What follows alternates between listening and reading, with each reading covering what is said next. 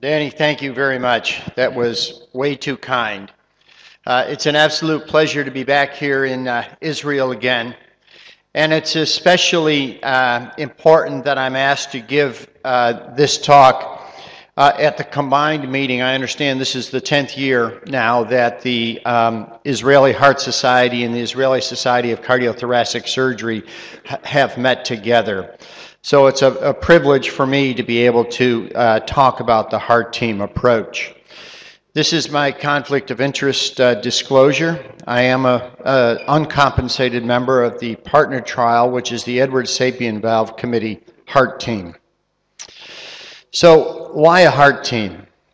Well, each one of this can pull the wagon alone by ourselves, but it's much easier on all involved if we do this together as a team.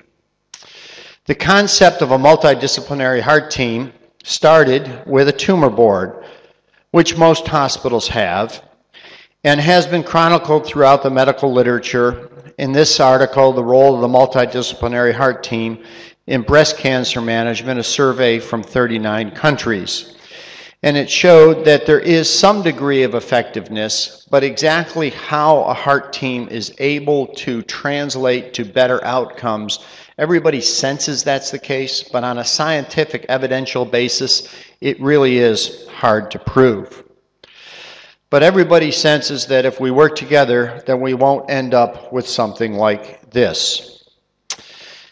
Now, the demonstration of a multidisciplinary team in healthcare is demonstrated no better than by Stephen Jobs in his recent biography. I realized I was facing the type of problem with my oncology care that I never permitted at Apple. My treatment was fragmented rather than integrated. Nobody at Stanford seemed to be in charge of figuring out how nutrition was related to pain care and to oncology. I was being treated by oncologists, pain specialists, nutritionists, hepatologists, hematologists, but not being coordinated in a cohesive way. So he convened the team of the various Stanford specialists at his house to coordinate treatment.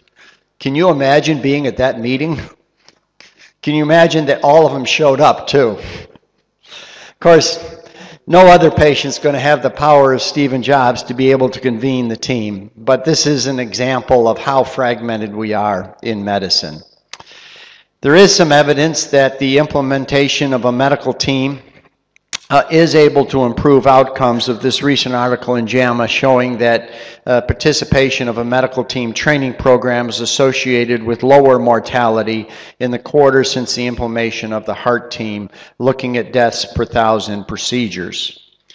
Now, the original heart team, I guess you could say, dated to 1945 when Alfred Blalock and Helen Taussig teamed together to figure out the treatment of tetralogy of Fallot with a modified Blalock-Taussig shunt.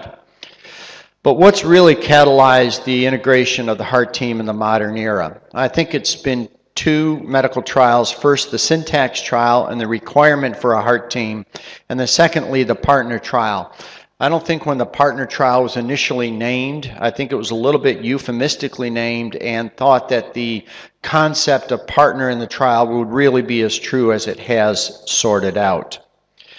So the creation of the current medical heart team, I think, belongs to Frederick Moore and Patrick Surice, who were the principal investigators of the Syntax trial, who demonstrated surgeon and cardiologist working together on the heart team.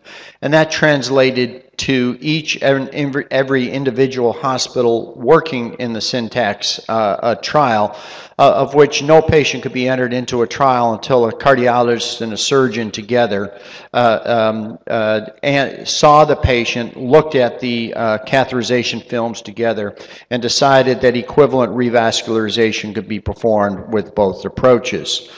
And this is the Syntax Trial Steering Committee, and just to show that everything in life is timing, there were two individuals on the steering committee, David Holmes here in the back and myself over on the right, who met together with this teams in the early 2000s in multiple hotel rooms around the world, and then just grew up to happen to be presidents of the STS and the ACC at the same time. So it was very serendipitous that that happened. So the legacy of Syntax, I think, is two. One is the Syntax score for assessing coronary artery disease complexity, and secondly, for implementing the heart team approach for assessing treatment options.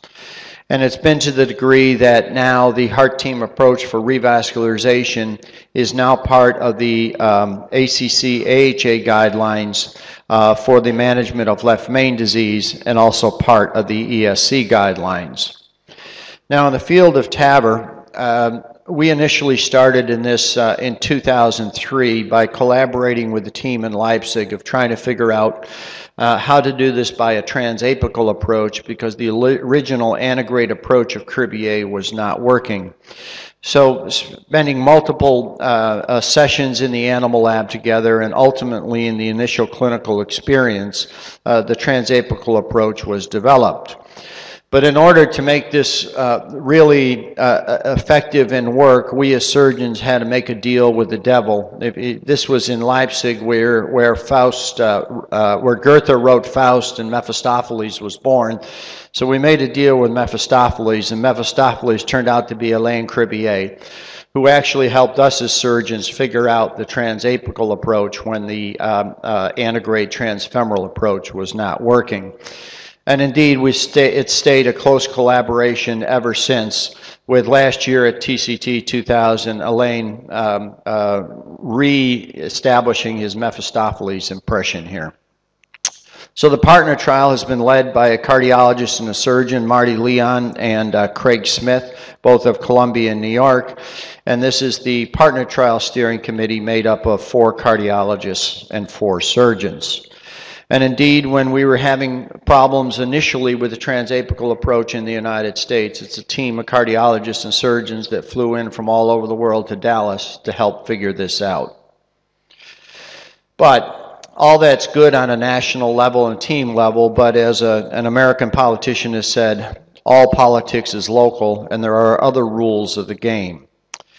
So this is examples of cardiologists and surgeons working together. This is Sushil Kadali and Matt Williams at Columbia. This is the team at Brigham in Boston.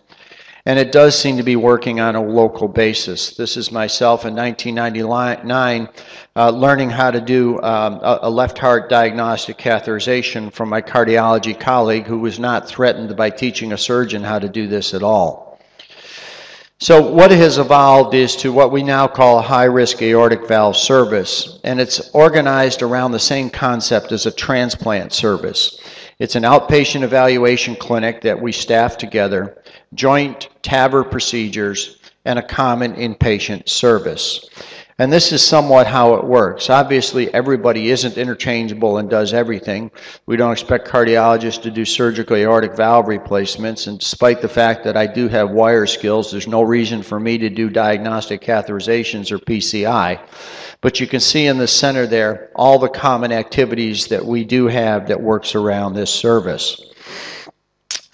So the team concept is disease management. By creating combined clinics, it shortens workup times, expedites decision making, fosters collegiality, and creates a cohesive approach to valvular heart disease.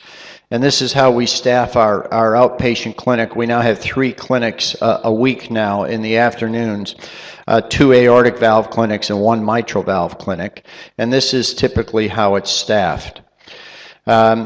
We have an inpatient service just for aortic valves of 10 to 14 patients a day. We have now screened 1,700 patients and performed over 400 TAVR procedures and evaluate somewhere between 10 and 12 new patients per clinic per week. So this gives you kind of an idea. So this was a video that showed exactly how our clinic works together, in that surgeon and cardiologist are both see patients together, go through all the diagnostic workup together, and patients are seen together, and the conversation is had with patients together. So who is on the heart team? Well, it's interventional cardiologists, cardiac surgeons, general cardiologists, heart failure specialists, echocardiographers, imaging specialists, geriatricians, intensivists, hospitalists, renal specialists, and the allied health professionals of nurse practitioners, physician's assistant, hospital administrators, social workers, etc. So it really is the transplant team concept.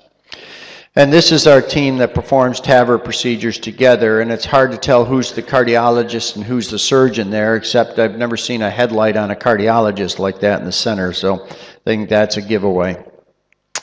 And then this is a cardiologist on the left side and a surgeon on the right side performing a transfemoral procedure. So this is not only in the high-risk aortic valve clinic, but also is translated to other areas. First, as I've mentioned, the heart transplant VAD program is a multidisciplinary heart team approach.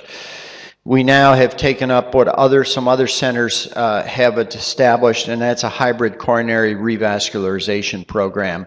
And the concept here is that the best thing you can do for coronary disease is a lima to the LAD, but probably the worst thing you can do is a sternotomy. So maybe you can have the best of both worlds and do a minimally invasive lima to the LAD and stent the remaining vessels. And this is something that their initial concept was in the late 1990s. It didn't work for a whole lot of reasons, but is being revisited again, and I think has some real potential this time. Hybrid atrial fibrillation procedures and a mitral valve program, as I've alluded to. And so this is the mitral valve heart team at Cedars-Sinai in Los Angeles that includes interventional cardiologists, echocardiographers, and a cardiac surgeon. So the whole idea here is that the way our history has always been is it's surgists and interventionalists playing a tug of war with the patient caught in the center. And at the end of the day, this patient really doesn't care that the physician giving her advice is a cardiologist or a cardiac surgeon. She just trusts that physician that they're making decisions that are in her best interest. So indeed, I think doing this together has been nothing but a positive for patient care. So why does this integration make sense? Well, we're treating the same diseases in the same patient, and if you really want to understand how another person thinks, you have to walk in their shoes. It's been very enlightening for me. We as surgeons have always said, you know, the cardiologist, you aren't presenting the story fair and unbiased to the patient. You know, they aren't hearing the real story. Well, I'll tell you what, when they hear the real story, I hear back from them over and over again, I want anything but a sternotomy. Do I have to have that done? And it is educational for surgeons to be on the front lines in the clinic because they don't want what I'm selling. And so it is instructional to be able to take what patients are saying and hearing it firsthand in a collaborative environment and making a joint-based decision. Now, all that's good, but there are significant obstacles to implementing this. The first is the culture. This isn't the way we've always done things, and changing things is somewhat difficult. It totally turns workflow on its head. There are significant logistical issues of making everybody available at the same time. There's the financial aspects of it. It's unlikely that everybody is going to get paid what they were get paid when it's all together in a clinic, and this can't be minimized. There's no proof that this really does translate to better patient care. And the majority of the patients, it's really not necessary anyway, since 70, 80, 90% of the decisions we make are pretty black and white. So right now, everybody's playing very nice in the sandbox, and nobody's kicking sand in everybody else's face. But at the end of the day, it all comes down to money and how the money's sorted and how all this works from multiple standpoints. So there are multiple levels of collaboration from a department level to a clinic level to a hospital level, research trials, societies, and databases. And this has been taken to the highest level at the Cleveland Clinic, where they now have a common heart and vascular institute and one department of cardiologists and surgeons together. This is our institution in Dallas, which again, we have, it's one department of cardiologists and surgeons together. We have 25 cardiac surgeons, we have 15 vascular surgeons, we have 120 cardiologists. So instead of traditional specialties, how we are reorganizing, instead of non-interventional, interventional cardiology, pediatric cardiology, cardiac surgery, radiology, electrophysiology, into the team concept of a coronary team that includes a primary cardiologist, an interventional cardiologist, a surgeon, and emergency room physicians. And you can look on down through the teams there, and a thoracic aortic team, which includes surgery, interventionalists, and emergency services, and an arrhythmia team, which includes a primary cardiologist, electrophysiologist, and surgeon with expertise in atrial fibrillation therapy. So the professional societies, the STS and ACC, have had a number of joint initiatives that have happened around TAVR that you can see here, and I'll just highlight a few of these in closing. The whole reason that the professional societies decided to collaborate together is so that we didn't reproduce what's been called the debacle in carotid stenting. And this is from last month and the heart.org. The long-running battle between different specialties over the management of carotid disease is heating up again, with society representing interventionalists claiming that the group representing vascular surgeons is reneging on a hard-won compromise agreement. The vascular surgeons and interventional cardiologists could never get together regarding carotid stenting, and hence it's been very limited in terms of its rollout in the United States. So some of the comments that have been played out in the press is, if you want to be polite, you'd call it an end run. If you don't want to call it polite, you'd call it a double cross. And then you can see the president of Sky, the quote that he has in the bottom part of the slide there. So, you know, the way that TAVR rolls out could be rolled out the same way, but we don't want this to happen, and I think we have avoided this happening, and I think it will be a collaborative approach. And indeed, this is an overview that came out last summer simultaneously in the cardiology and cardiac surgery journals regarding an overview of transcatheter valves. And there were 4 concepts: rational dispersion, a multidisciplinary heart team, in valve centers of excellence, and a national registry. Indeed, now we're educating cardiologists and surgeons together jointly in joint programs put on by the STS and the ACC. And there's been a recently published multi-society document from 2 cardiac surgery societies and 2 interventional cardiology societies regarding the requirements for to be able to perform TAVR on an individual and institutional basis. And then there's this document that was just published last month, an expert consensus document on TAVR that was a joint publication of 12 societies. And then finally, what's called the STS-ACC TVT National Registry, which will capture all patients in the United States undergoing a TAVR procedure, which is a joint effort of the STS-ACC, the Duke Clinical Research Institute, the FDA and Medicare in the United States, as well as the National Institutes of Health, and Edwards Life Sciences, who is the sponsor of the only approved device in the United States. So it truly is a multi-team effort for this TAVR rollout. And last, as I mentioned, it all comes down to money. And the 2 societies together requested from Medicare what's called a national coverage determination, which means that TAVR will be paid for in the United States with this proviso, that it's performed in heart centers that are appropriately trained and credentialed and performed by a multidisciplinary heart team, and enrollment in the national registry. And this is the proposed decision by Medicare. It will become final on May 2nd. We don't know exactly what it says, but part of it is in order to get paid for performing this procedure, you have to be part of a multidisciplinary heart team. So we think at the end of the day, this will put some teeth into the concept and make it more than a concept and make it a reality.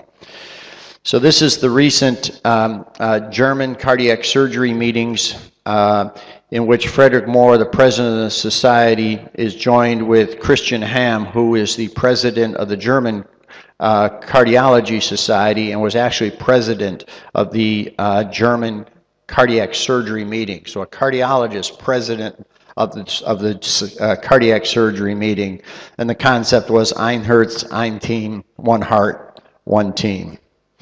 So it's been a great collaboration for me as an individual surgeon with not only the cardiologists in our institution, but also the professional societies, and the year that I spent with David Holmes in a collaborative effort has been a very fruitful one for me professionally. So thank you again for the opportunity of being here in Israel.